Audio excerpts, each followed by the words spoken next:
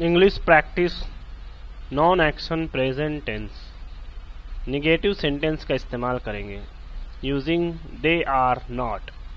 इन short form में हम कह सकते हैं they aren't. Number 1, they are not boys, वे लड़के नहीं हैं, वो लड़के नहीं हैं।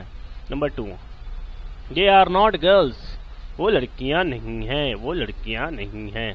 Number 3, they are not at home, वे घर पर नहीं हैं, वो घर पर नहीं हैं।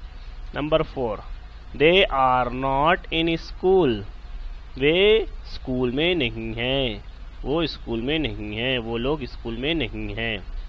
Number 5, they are not soldiers, वे सैनिक नहीं हैं, वो फौजी नहीं हैं।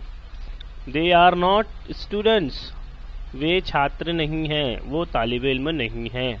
Number 7, they are not Muslims, वे मुसलमान नहीं हैं, वो लोग मुसलमान नहीं हैं। वे दे का मतलब होता है वो लोग।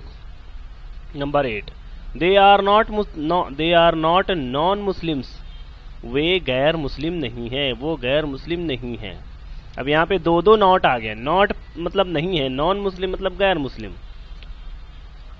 Number 9, they are not Indians, वे भारतीय नहीं हैं, वो हिंदुस्तानी नहीं हैं, या फिर वो लोग हिंदुस्तानी नहीं हैं।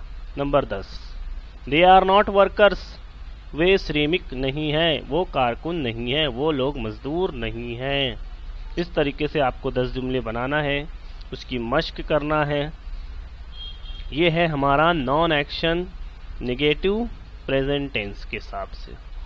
इस तरीके की डेली वीडियो देखने के लिए हमारे चैनल को सब्सक्राइब करें, लाइक करें और वीडियो को शेयर करें। मिलते हैं।